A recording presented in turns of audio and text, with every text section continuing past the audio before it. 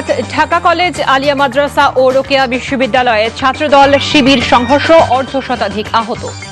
জুলাই গণঅভ্যুত্থানের কৃতিত্ব কোনো দল বা ব্যক্তির নয়, জনগণের। প্রধানমন্ত্রী দেশে ফিরলেই হাসিনার রায় কার্যকর বলছে প্রসিকিউশন। বক্তব্য প্রচার করলে ব্যবস্থা, তথ্য উপদেষ্টা। জুলাই সনদের আলোকেই সংবিধান সংশোধন, রাজনৈতিক মত চাপানো হবে না, স্বরাষ্ট্রমন্ত্রী।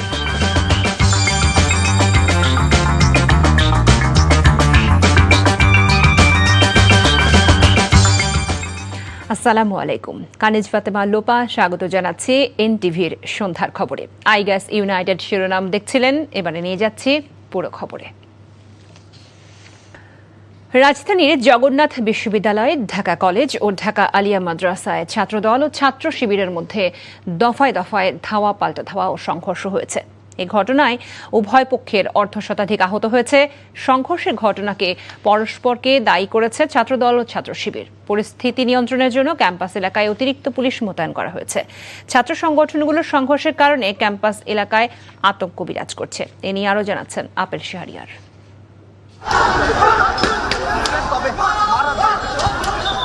রাজধানীর বকশীবাজার ঢাকা আলিয়া মাদ্রাসা ক্যাম্পাসে আধিপত্য বিস্তারকে কেন্দ্র করে ছাত্রদল ও ছাত্র শিবিরের মধ্যে সংঘর্ষের সূত্রপাত হয় মঙ্গলবার দুপুরের দিকে। দফায় দফায় চলে সংঘর্ষ। ধাওয়া পাল্টা ধাওয়ায় রণক্ষেত্রে পরিণত হয় এলাকাটি। পুলিশের উপস্থিতিতেই চলে মারামারি। পরে ক্যাম্পাস ছাপিয়ে বকশীবাজার ও ঢাকা শিক্ষা বোর্ড পর্যন্ত সংঘর্ষ ছড়িয়ে পড়ে। ইটপাটকেল নিক্ষেপের পাশাপাশি ককটেল বিস্ফোরণের শব্দও হয়।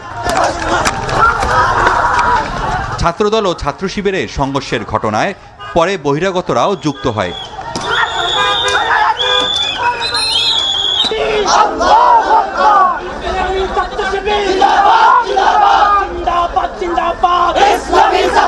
আমরা হল দখল করি নাই, আমরা লিগ্যাল কার্ডধারী। আপনারা চাইলে ছাত্র শিবিরে সবার কার্ড দেখাতে পারবো, কিন্তু আপনি যদি তাদের কার্ড দেখতে চান, কারো হলে স্থানীয় কার্ড নাই। বিভিন্ন মানুষ বিভিন্ন জায়গায় ছিলাম, আমরা বিভিন্ন শিক্ষার্থী বিভিন্ন ইউনিভার্সিটি বা বিভিন্ন ক্লাসে ছিলাম। যখন আমরা আসে 10-12 জন দাঁড়াই, তখনই আমাদের উপরে আবার আক্রমণ তারা চালায়। আলিয়াতে ছাত্র শিবিরের লোক নিয়ে আসছে, জামাতের লোক নিয়ে আসছে, অরাজকতা সৃষ্টি করে ছাত্র দলের বিরুদ্ধে। পুলিশ পরিস্থিতি নিয়ন্ত্রণে নেয়ার চেষ্টার পাশাপাশি সন্দেহজনক কয়েকজনকে আটক করে। এদিকে জগন্নাথ বিশ্ববিদ্যালয়েও ছাত্রদল ও ছাত্র শিবিরের মধ্যে সংঘর্ষ হয়। দুপক্ষের বেশ কয়েকজন আহত হন। পুরো এলাকায় আতঙ্ক ছড়িয়ে পড়ে। সংঘর্ষ ছড়ায় ক্যাম্পাসের আশপাশের এলাকায়। এমনকি আহতরা পাশের ন্যাশনাল মেডিকেল কলেজে চিকিৎসা নিতে গেলে সেখানেও সংঘর্ষ হয়। এই ঘটনায় পাল্টাপাল্টি অভিযোগ করে দুই ছাত্র সংগঠন। তারেক রহমানের বাংলাদেশ যেন সফল না হয়, তারা চায় বাংলাদেশ যেন তলাবিহীন ঝুড়িতে পরিণত হয়, যেটা তারা 71-এর সময় চাইতো। যখন তারা খুব এক্সেস কিছু করতেছিল, তখন শিক্ষার্থীরা তাদের উপর প্রতিরোধ গড়ে তোলে। এখানে কিছু বিষয় ভুল বোঝানো হচ্ছে যে যোগসুর বিপিজিএস এর উপর হামলা, বিষয়টা কিন্তু এরকম না। ইউজিসির চেয়ারম্যান সেখানে উপস্থিত, সেখান থেকে ছাত্র দলের গুন্ডা পান্ডারা পুরো অডিটোরিয়াম খালি করে ভিসির নির্দেশে এবং প্রক্টরের নির্দেশে আমাদের উপর হামলা করে। পরিস্থিতি নিয়ন্ত্রণে অতিরিক্ত পুলিশ মোতায়েন করা হয়েছে। ঢাকা কলেজেও অস্থিরতা বিরাজ করছে। মুখোমুখি অবস্থানে রয়েছে ছাত্রদল ও ছাত্র শিবির। হঠাৎ করেই সরকারি দল ও বিরোধী দলের ছাত্র সংগঠন পরস্পর সংঘর্ষের ঘটনায় রাজনীতিতে চাঞ্চল্যের সৃষ্টি হয়েছে। একই সাথে শান্তিপূর্ণ ক্যাম্পাস প্রত্যাশা এলাকাবাসীর। Apple Shahriar, NTV news, Dhaka. এদিকে গতরাতে ছাত্রদল ছাত্র শিবিরের সংঘর্ষের পর পাল্টাপাল্টি মিছিল সমাবেশে আজও উত্তপ্ত রংপুর বেগম রোকেয়া বিশ্ববিদ্যালয় ও এর আশেপাশের এলাকা। বিকেল 4:30টার দিকে ছাত্রদল একটি বিক্ষোভ মিছিল নিয়ে রংপুর বেগম রোকেয়া বিশ্ববিদ্যালয়ের প্রধান গেটে এসে অবস্থান নেয়। এ সময় ছাত্রদলের নেতাকর্মীরা বহিরাগত দিয়ে তাদের উপর হামলা ও বেগম রোকেয়া বিশ্ববিদ্যালয়ের শিক্ষার পরিবেশ নষ্ট করার জন্য ছাত্র শিবিরকে দায়ী করে। অপরদিকে বিকেল 5টার পর ইসলামী ছাত্র শিবির নগরীর লালবাগ এলাকা থেকে একটি বিক্ষোভ মিছিল নিয়ে শাপলা চত্বরে যায়। সেখানে মহানগর জামাত অফিসের সামনে তারা একটি সমাবেশ করে। শিবির তাদের সমাবেশ থেকে গতকাল রাতের ঘটনার জন্য ছাত্রদলের বিরুদ্ধে অভিযোগ করে। দুটি ছাত্র সংগঠনের মুখোমুখি অবস্থানের কারণে রংপুর নগরীতে দেখা দিয়েছে আতঙ্ক। এর আগে সোমবার রাতে ছাত্রদল ও ছাত্র শিবিরের সংঘর্ষের ঘটনাকে কেন্দ্র করে একই স্থানে দু দলের সমাবেশ ডাকায় রংপুর বেগম রোকেয়া বিশ্ববিদ্যালয় এলাকায় 144 ধারা জারি করে প্রশাসন।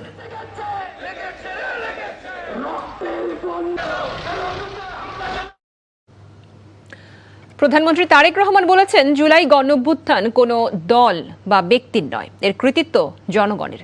জুলাই জাগরণ অনুষ্ঠানে তিনি আরো বলেন, জনগণ চেয়েছে বলেই ৭১-এর স্বাধীনতা ও ২৪-এ গণঅভ্যুত্থান হয়েছে।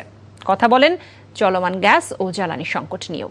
জনগণ কষ্টের মধ্য দিয়ে যাচ্ছে উল্লেখ করে প্রধানমন্ত্রী বলেন, ফ্যাসিবাদী শাসনে ক্ষতিগ্রস্ত জ্বালানি খাত ঠিক করতে কাজ করছে সরকার, তবে সময় লাগবে। অজুহাত দিয়ে সরকার সংকট এড়াতে চায় না বলেও জানান তিনি। হাসান মাহমুদের রিপোর্ট। গণতন্ত্র আদায়ে ১৭ বছরের অনিবার সংগ্রাম ও রক্তঝরা জুলাই জাগরণ এমন শিরোনামে রাজধানীর কৃষিবিদ ইনস্টিটিউশন মিলনায়তনে বিএনপির আয়োজনে এই আলোচনা অনুষ্ঠান। বিএনপির সাথে বিগত সময়ে রাজপথে থাকা মিত্র দলগুলোর প্রতিনিধিরাও অংশ নেন আলোচনায়। তার থেকে যদ্দূর পারে তা করেছে। এ সময় প্রধানমন্ত্রী তারেক রহমান বলেন, ১৯৭১ সালে দেশের মানুষ চেয়েছিল বলেই স্বাধীনতা অর্জিত হয়েছে, তেমনি বিগত ১৭ বছরে জনগণ চেয়েছে বলেই অভ্যুত্থান এসেছে।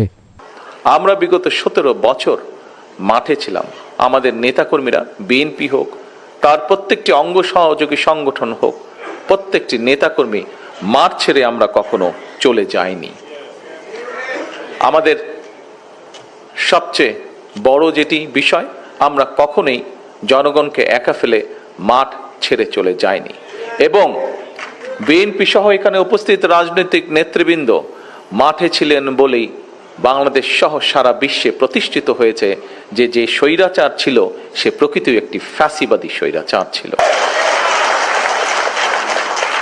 এটি কোনো একক ব্যক্তি, একক কোনো দল, রাজনৈতিক দলের এটি কোনো ক্রেডিট নয়। সাম্প্রতিক গ্যাস সংকট ও জ্বালানির প্রসঙ্গ টেনে প্রধানমন্ত্রী বলেন, সরকার চেষ্টা করছে বিগত ফ্যাসিবাদ সরকারের তৈরি করা সমস্যা সমাধানের। এক্সকিউজ দেওয়ার মাধ্যমে আমরা আমাদের দায়িত্ব এড়াতে চাচ্ছি না। হ্যাঁ, সমস্যা আছে, আমরা জানি, আমরা সেই সমস্যাটাকে অ্যাড্রেস করতে চাই।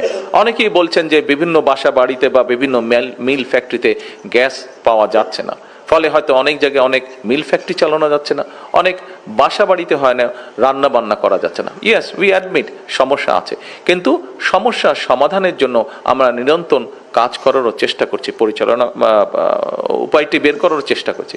যে আমাদেরকে দেখানো হয়েছে কুইক রেটাল বা এটা সেটা অনেক কিছু করে আমাদেরকে দেখানো হয়েছে, একটা অবস্থা তৈরি করা হয়েছে যে হ্যাঁ সবকিছু ঠিক আছে, কিন্তু আসলে অবস্থা কোনো কিছুই ঠিক নেই। যদি ঠিক থাকতো তাহলে বর্তমানে আমাদেরকে এই সমস্যার সমাধান করতে, সমস্যা পোহাতে হতো না। তারেক রহমান বলেন, এমন কাজ তার সরকার করতে চায় যার ফল পাবে জনগণ। শিক্ষা, স্বাস্থ্য, কর্মসংস্থান, প্রযুক্তি সহ সব খাতে বিগত সময়ের সমস্যা সমাধানের পাশাপাশি সরকার চেষ্টা করছে উন্নয়নেরও। কাজে এইভাবে আমরা পরিকল্পনাগুলোকে গ্রহণ করছি যে কিভাবে আমরা দেশের অর্থনীতির গতি বৃদ্ধি করতে পারবো, কিভাবে আমরা দেশের বেকারদের কর্মসংস্থানের ব্যবস্থা করতে পারবো, সেটি দেশেই হোক সেটি বিদেশি হোক, বিভিন্নভাবে আমরা চেষ্টা করছি।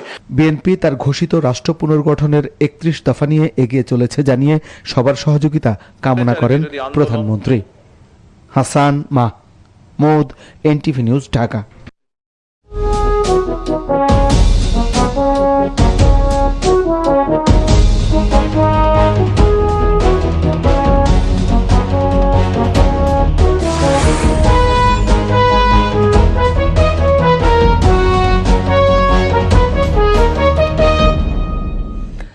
শেখ হাসিনা দেশে ফিরলে আইন অনুযায়ী তার ফাঁসির রায় কার্যকর করা হবে, এতে আইনি কোনো বাধা নেই বলে জানিয়েছেন আন্তর্জাতিক অপরাধ ট্রাইব্যুনালের চিফ প্রসিকিউটর আমিনুল ইসলাম। বলেন, আইন অনুযায়ী আপিল করার সুযোগ নেই শেখ হাসিনার। ১ বছরের মধ্যে মানবতা বিরোধী সব মামলা শেষ করার কথাও জানান তিনি। আন্তর্জাতিক অপরাধ ট্রাইব্যুনালে জুলাই গণঅভ্যুত্থানের মামলার অগ্রগতি নিয়ে সংবাদ ব্রিফিং এসব কথা বলেন চিফ প্রসিকিউটর নাজিবুর রহমানের রিপোর্ট।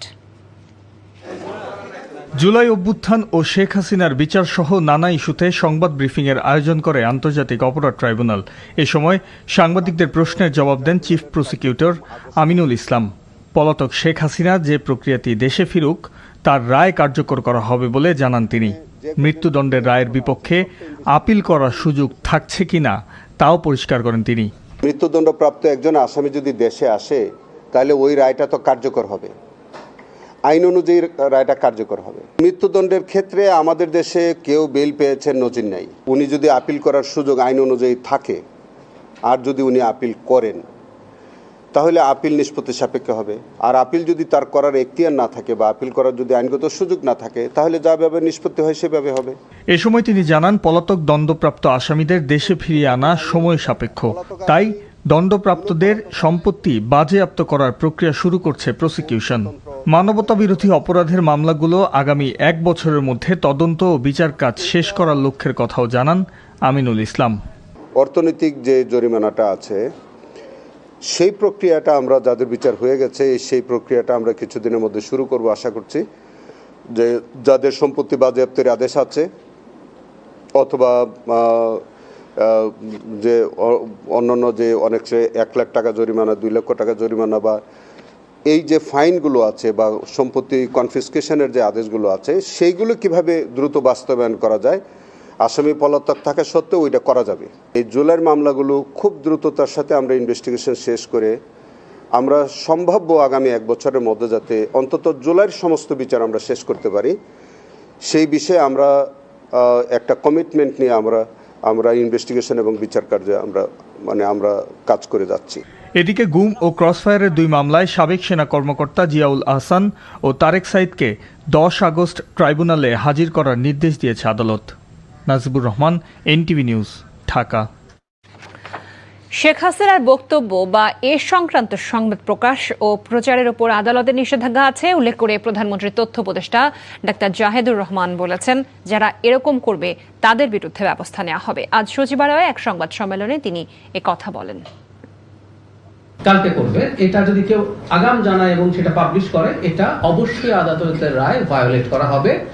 আমরা এই ব্যাপারে ব্যবস্থা নেব। আমরা আগের বার একটা সতর্কতা দিয়েছিলাম, আপনাদের নিশ্চয়ই মনে আছে, আপনাদের যারা করেছেন তাদের ব্যাপারে আমরা এবার আবার স্মরণ করিয়ে দেব যে এই কাজ কেউ যেন না করেন, এটা থেকে বিরত থাকেন, কারণ এটা আদালতের নির্দেশ আছে।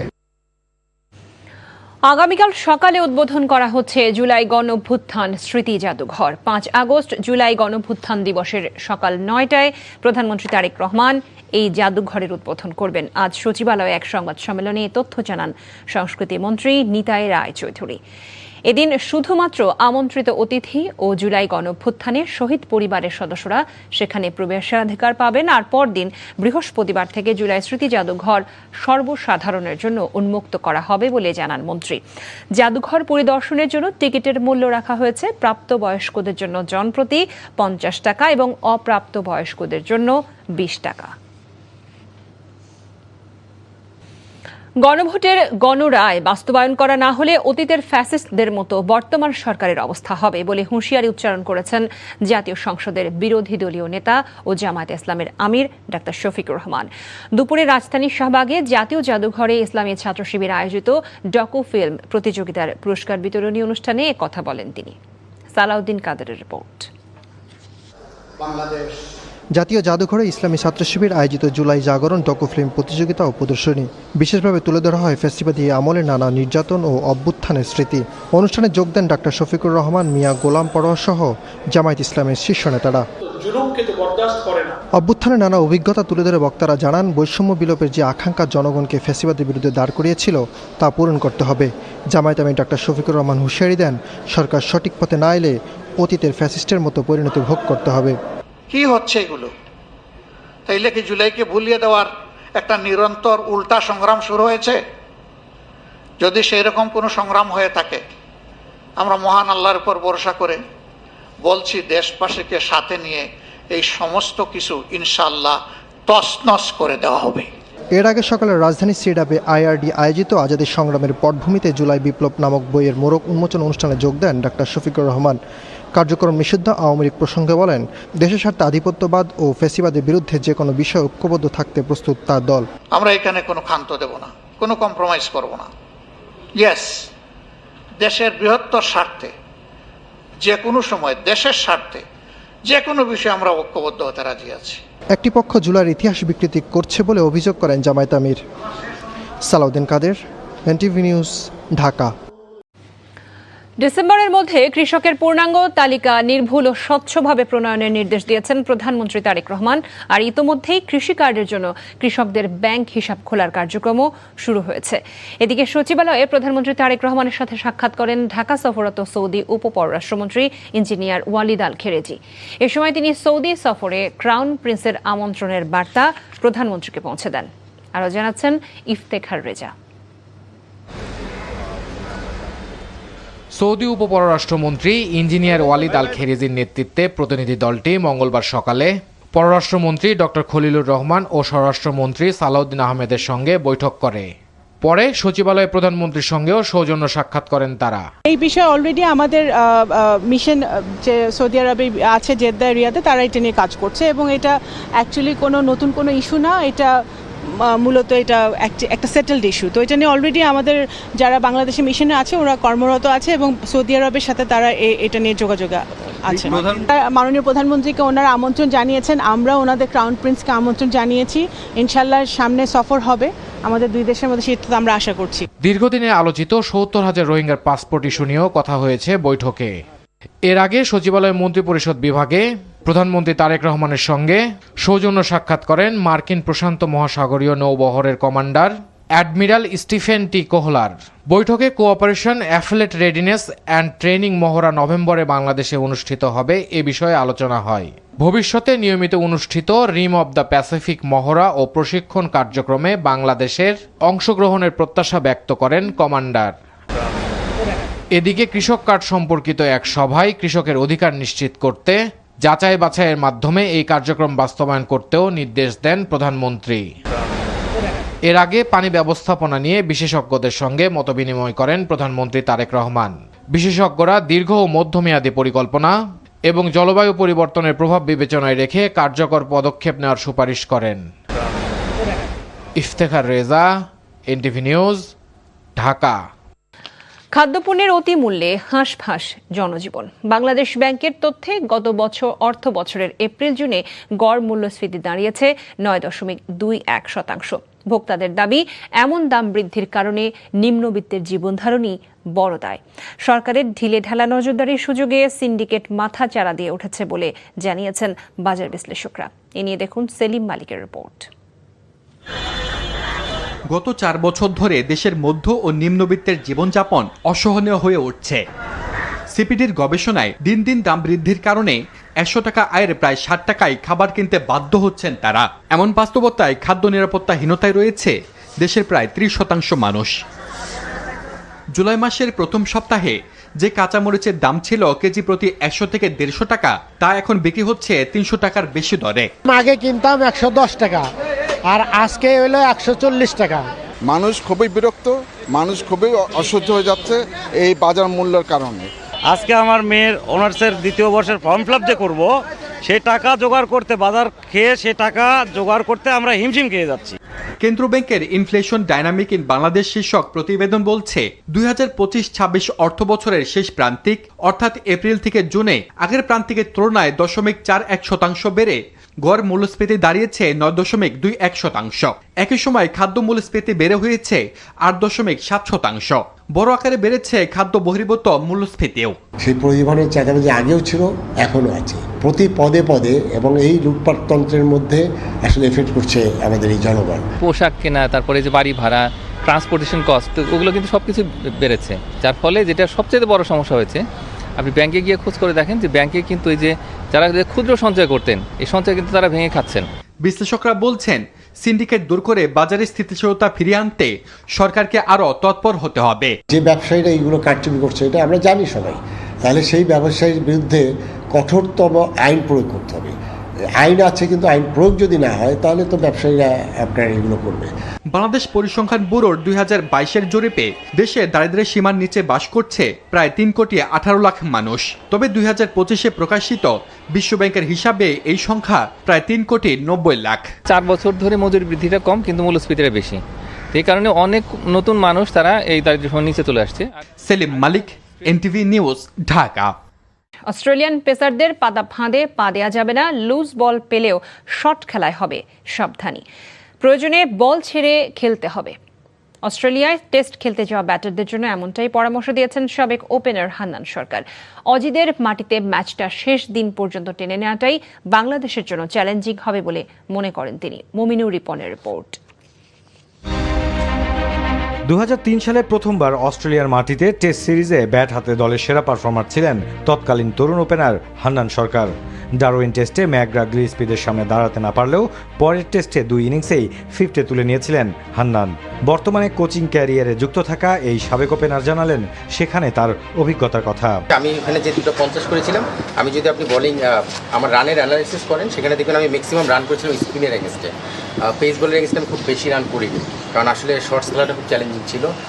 সো এক্ষেত্রেও কিন্তু হয়তো পেস বলার একসাথে থেকে কন্টিনিউ করবেই, শর্টস খেলা কিছু বল আসবে, বাট শুরুতে আমার মনে হয় যে বল ছাড়ার অভ্যাসটা যার ভালো সেইখানে সার্ভাইভ করার কাজটা খুব সহজ হবে। তবে অস্ট্রেলিয়াকে চ্যালেঞ্জ জানাতে বড় ভূমিকা রাখতে হবে বোলারদেরই। শুরুতে উইকেট নিতে না পারলে ম্যাচটা কঠিন করে তুলতে পারে অজিরা। নাহিদ রানাকে নিয়ে আক্ষেপ থাকলেও বাকি পেসারদের নিয়ে আশাবাদী হান্নান। তবে স্পিনারদের কাছেও প্রত্যাশা রাখছেন সাবেক এই ওপেনার। আর্লি উইকেট না নিলে কিন্তু অস্ট্রেলিয়ার রানটা আটকানো কঠিন হয়ে যাবে, সেই জায়গা থেকে পেস বোলারদের লিড দিতে হবে। এই জন্যই বারবার আলোচনায় অস্ট্রেলিয়ার ব্যাটিং এগেনস্টে আমাদের পেস বোলারদের আলোচনা চলে আসছে। খুব বেশি টার্নিং উইকেট হয়তো বা হবে না, যেটা আমরা ট্রেডিশনালি চিন্তা করি, সেরকম না হলেও তবে তাদেরও লায়ন আছে, সেটাও মাথায় রাখতে হবে।